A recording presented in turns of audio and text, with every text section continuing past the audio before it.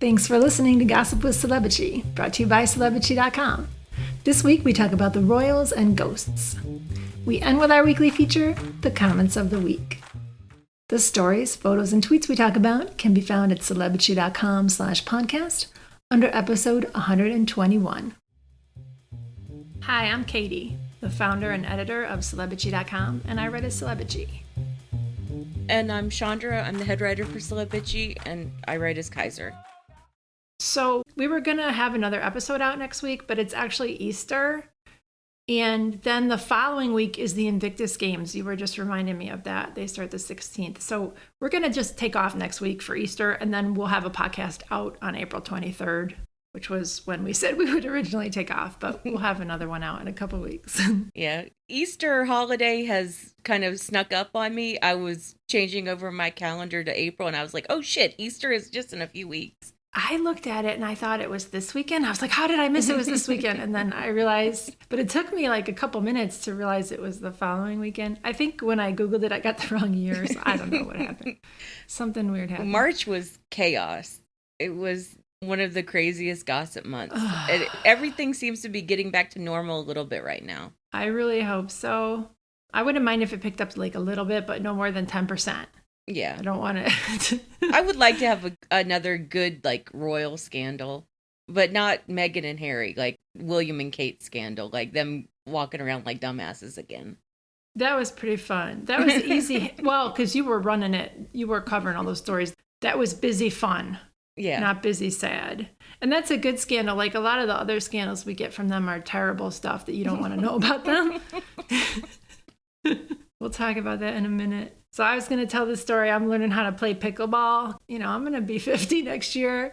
I might as well learn how to play the retirement game. But it's fun. I really like it. There's like a little course at my local school, and they have the courts marked up in the gym.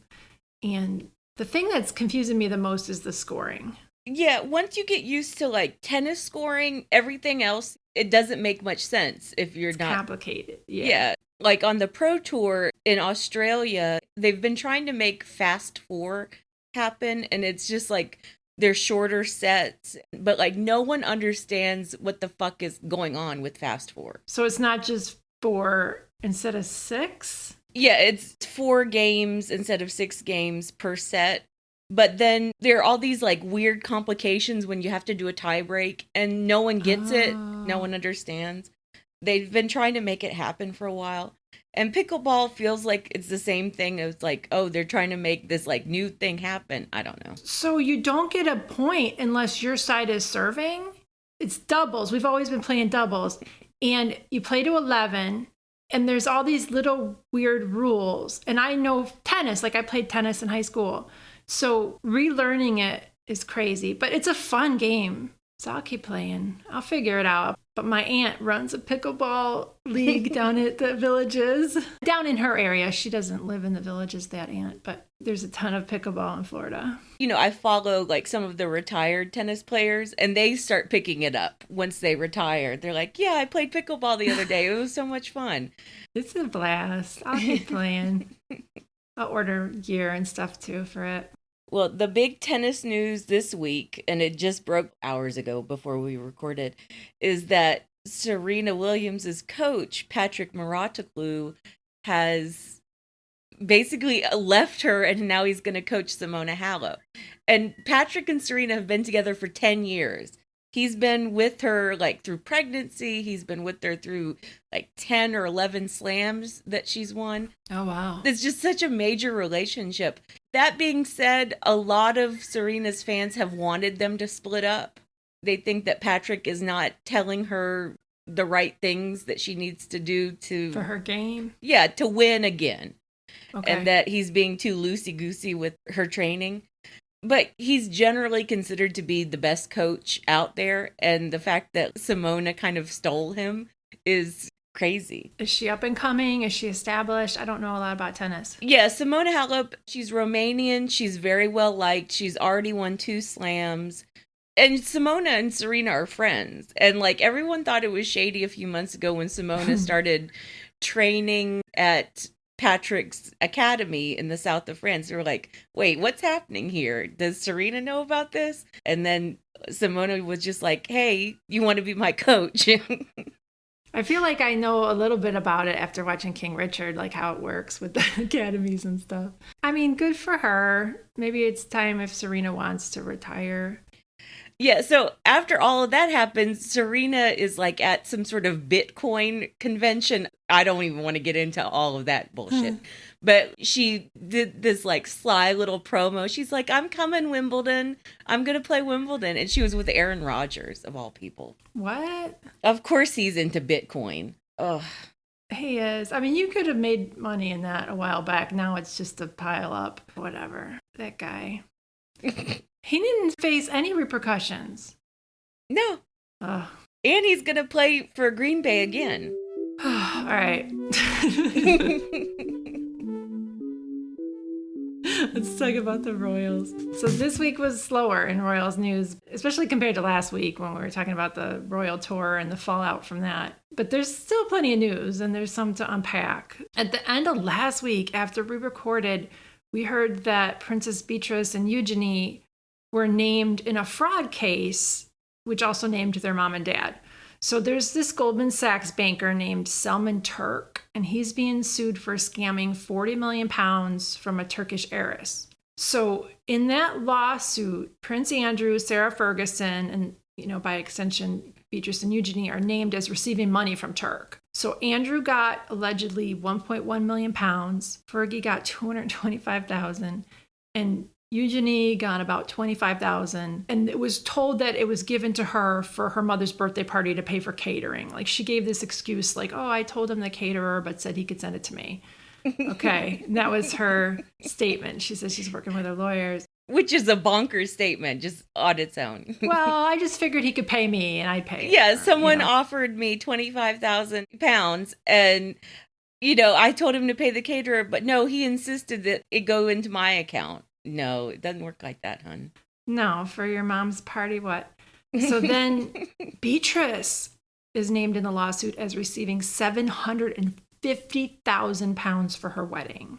That's a lot of money. And she had a pandemic wedding. She got married in July 2020. There weren't a lot of people there. Like she's not using that to party. And the royal duchy or whatever can pay for her. Yeah, it was pandemic era. The only people at the actual wedding ceremony were like the Queen, Prince Philip, I think her parents, maybe Ito's son, and that's about it.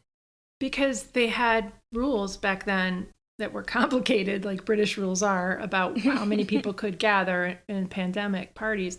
So she didn't issue a statement denying this. A source spoke to the Daily Mail and said Beatrice knew nothing about this, poor thing. Mm-hmm. Aw, poor thing. She just got like $1 million for nothing. I think the Beatrice stuff is a lot shadier than the Eugenie stuff, but they're both their parents' daughters. Yeah, they learned the grift. Yeah, I think Beatrice is a lot griftier than Eugenie. I think Eugenie has been trying to go straight. She's trying to unlearn some of that behavior, and I think that was a big part of why she lived in New York for several years, and she was trying to get away from a lot of that bullshit. But Beatrice is all in with her parents. Yeah. And yeah, I do think that whole story was partially punishment organized by Charles or someone that hates Andrew. It was organized to let the Yorks know that we can still hurt you. And that came out after the Queen took Andrew with her to Prince Philip's memorial. Oh, okay. Yeah, I mean, it was just hey, we can hurt you. We're sitting on a lot of damaging stuff. I completely trust that Charles has files on every one of his relatives.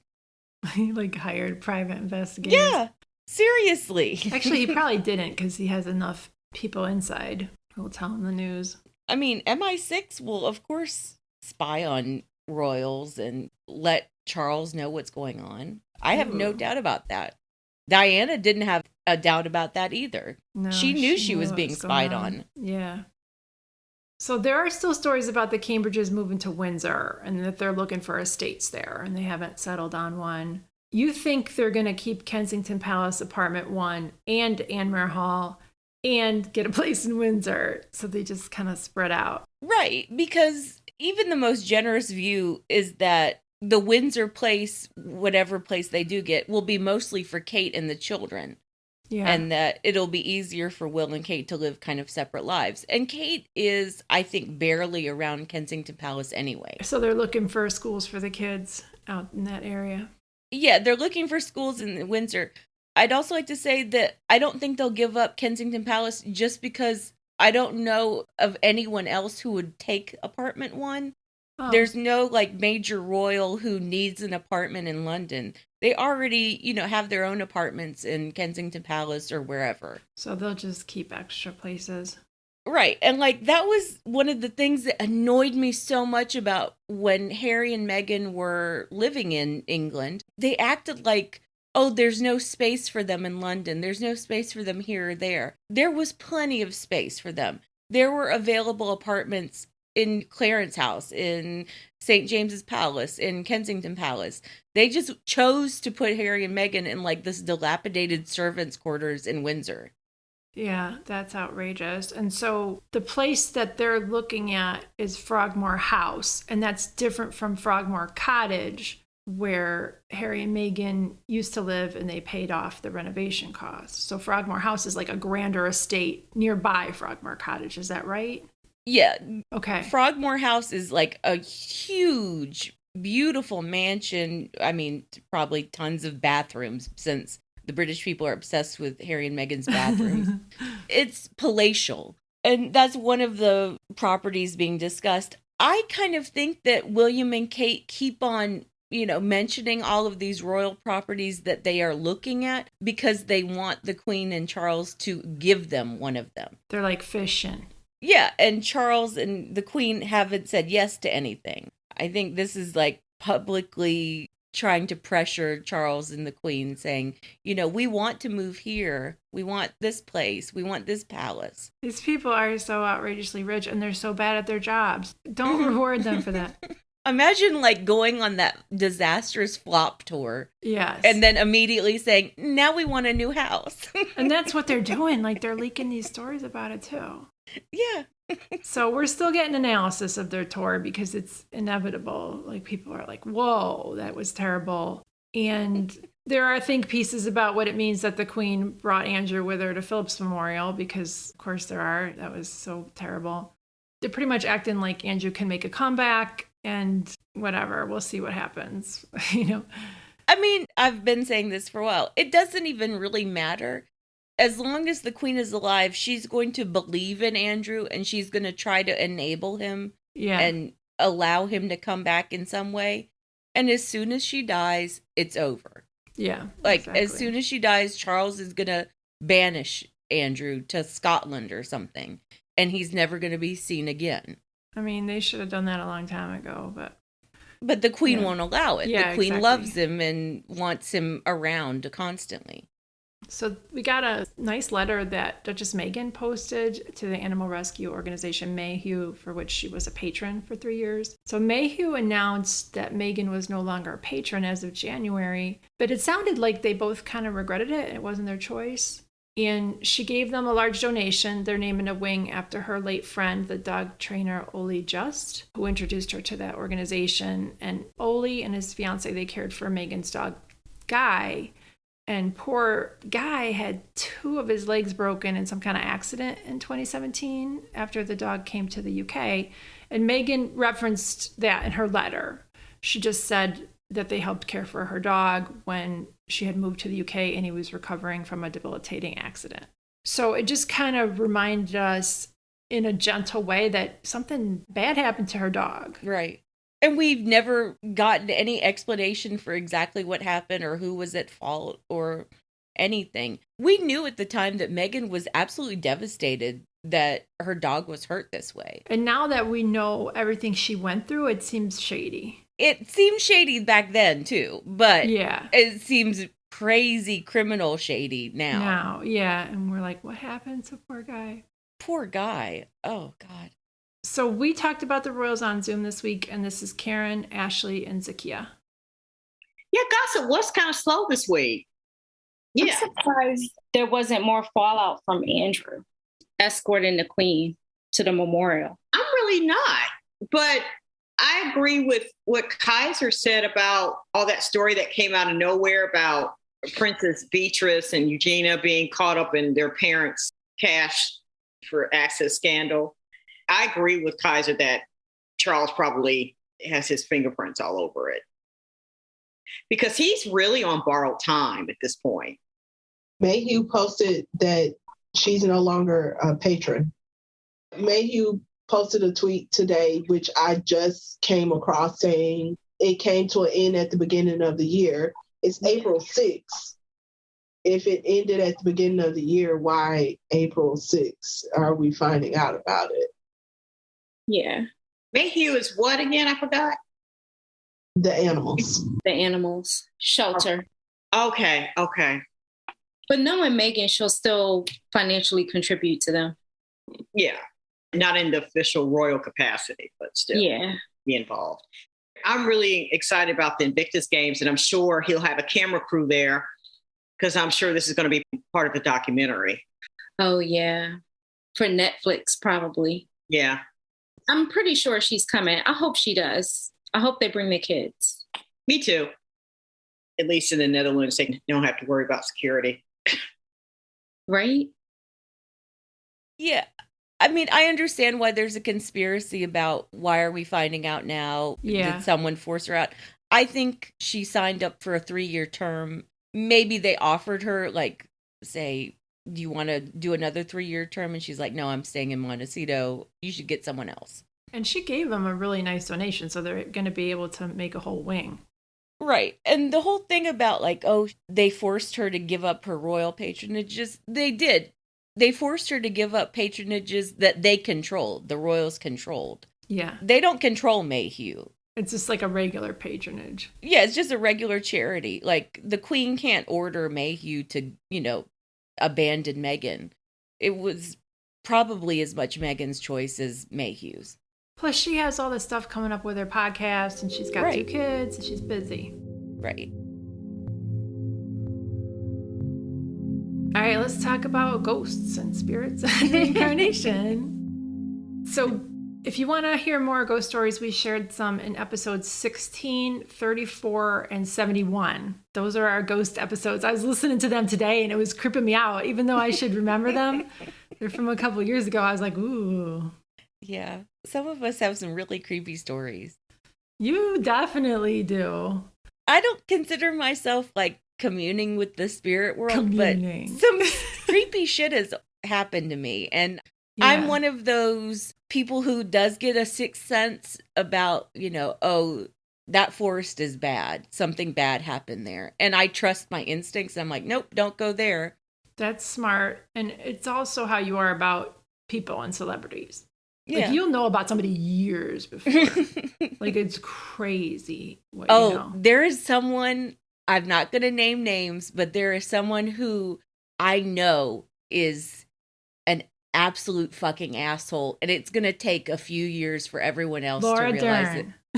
No, it's not Laura Dern. That's well documented that I know Laura Dern is a fucking asshole. Because this is someone younger. I sort of get it, but I don't get her yet. It's going to take a little bit till she shows herself. Oh, God, she's horrible. Oh.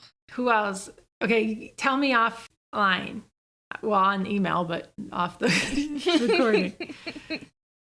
I'll tell you. I mean, not right now, but oh, God. I'm going to feel such justice when people understand how much this person sucks. Okay. All right.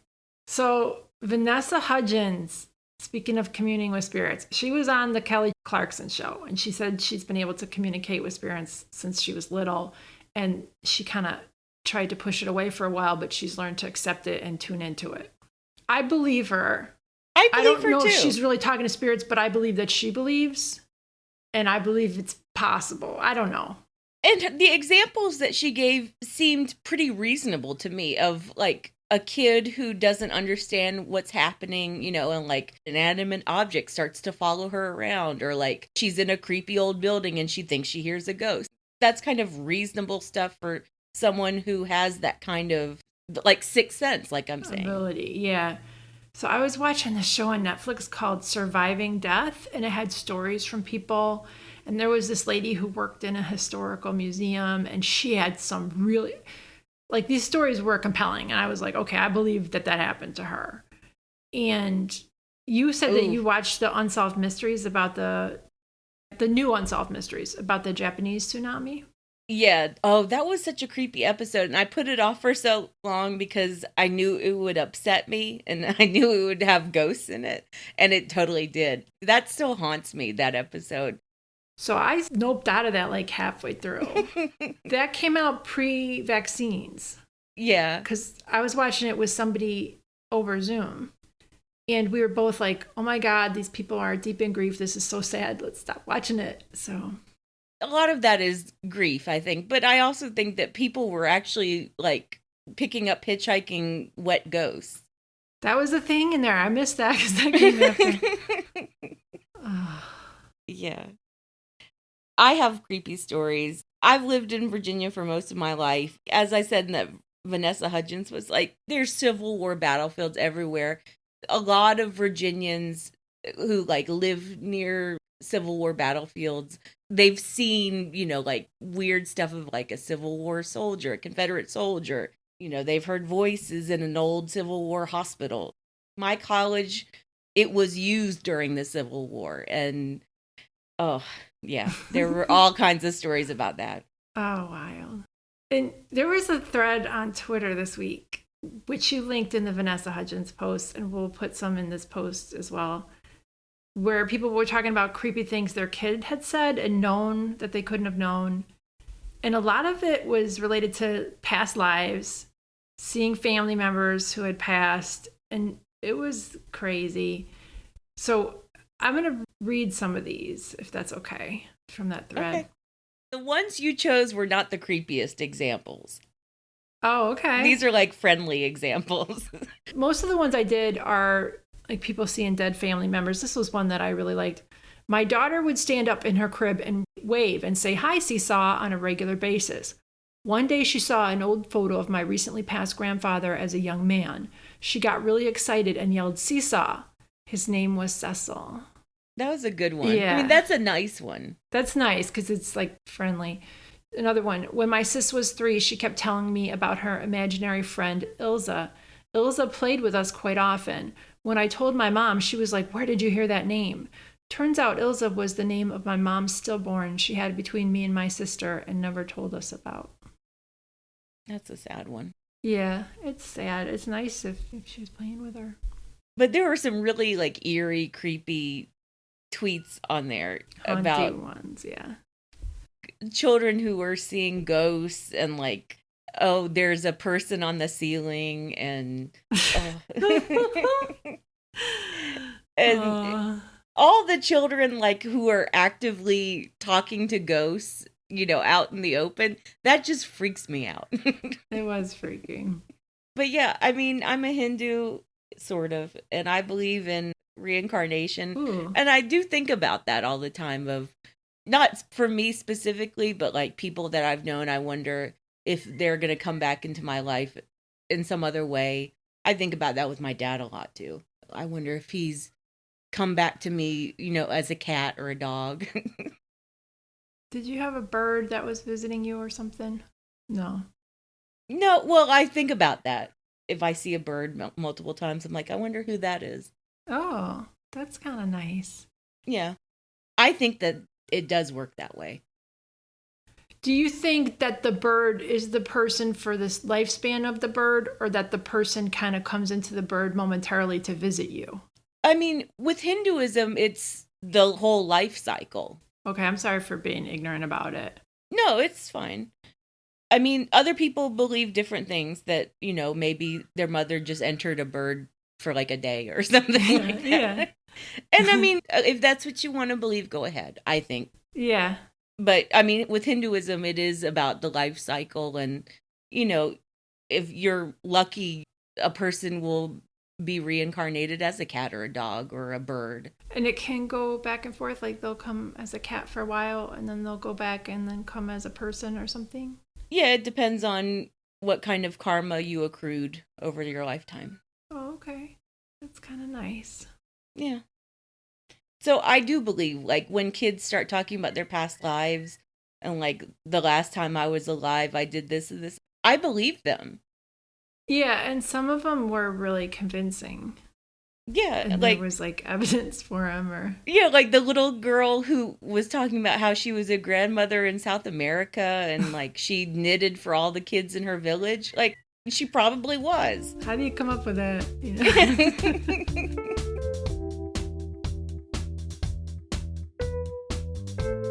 Let's move on to the comments of the week. All right, so you want me to do my comment of the week first? Yeah, if you don't mind. Well, mine is kind of an involved one. So Robert Jobson, I guess that's how you say his last name. He has me blocked on Twitter, which I still find hilarious. He didn't block me. I feel like I'm not special. Well, he like consciously did it to me. I don't know. So he's got a new biography coming out in May about Prince William. And the excerpt, or, you know, the little teaser, whatever, on Amazon, it was shady as hell. And everyone was laughing about it. And this is a comment from Kalana. And she said, William is unable to control himself, cheats on his wife, struggles to interact with people who aren't artists, released his statement without permission from the Queen or Charles, and is beholden to a lot of wealthy people to keep the money flowing for his award show. He's a mess. The disapproving, self-righteous, incandescent with rage maneuver doesn't work anymore. He shouldn't have wasted so much capital ostracizing Harry and Meghan. I just thought that was complete facts across the board. That's accurate. He is a mess. Yeah. It's kind of what we were just talking about. It all comes down to his inability to control his emotions and to just be chill. And Harry learned that, and through therapy and having, you know, met Meghan, but he was on his way to that. And they made it seem like a weakness. Yeah. But Harry is so much more evolved. He is. And I just think that William was always convinced that he was just fine. You know, like, I'm not sure anyone has ever said, actually, William, your behavior is deplorable. Or if they did, he kicked him out because he's always been coddled and told he's the future king. I don't even think it got that far, though. Even his father can't say shit to him. Yeah, so that's how he ended up like that, and how he thinks it's an acceptable PR strategy to just say how mad he is. Right? How is that okay? And it's become constant. Like, over the past 3 or 4 years, everything is all about his rage. Like, have another emotion, dude. Learn how to manage yourself. He's going to be 40 years old and just punching walls and screaming at everyone all the time. Because that's all he's done in response to frustration in his life, and he thinks that's normal. So my comment of the week is on the post where Paula Patton responded to the controversy over her barely cooked and under-seasoned chicken. Like, she put the seasoning in while she was frying it. And it was so bad. It was bad. It was bad. So when she responded, she was on vacation in Mexico, and she was like so sunny and happy, although that's probably just her personality. It's probably not just because she was on vacation. And she was like, okay, everybody, that's nice. And I'll learn some new recipes, but that's how my mom makes it. So anyway, and she was just like so sweet, and everybody was like, aw. Yeah. It was a good response. Yeah. And I think that's just how she is. So my comment is from Out of the Shadows, and they said, she already survived the drama that was Robin Thicke. She can't be bothered about a little chicken drama. Yeah. She really did survive that Robin Thicke bullshit. She probably is happy to be rid of him. Yeah. He keeps getting his wife or girlfriend pregnant. And she's like in her 20s, right? It's like their third kid or something. Yeah, April. And I was reading some stuff that she's written on like her Instagram. She seems really sweet. April Lovegeary. Oh, the wife, girlfriend. Yeah, she seems like a really nice person, and I just can't believe that she's having all these babies with Robin Thicke, this poor woman. Well, if he's with her and she's super sweet, maybe that's his type. Yeah. Like these women who are just very congenial and He's still kind. gross. Yeah, he's awful. Yeah, what he did to Emily Ratajkowski, like he's just a scumbag. Degenerate, pervert, Yeah. sexual predator. All right. Oh, Thanks for listening, bitches. thanks, bitches. Thank you for listening to the Celebrity Podcast. Please rate, review, and subscribe wherever you listen. If you like us, please turn off your ad blocker when you visit our site. You can text us or leave a voicemail at 434-218-3219. Our music is from AA Alto, Maiden, and via Premium Beat and Sound of Picture. Thanks again.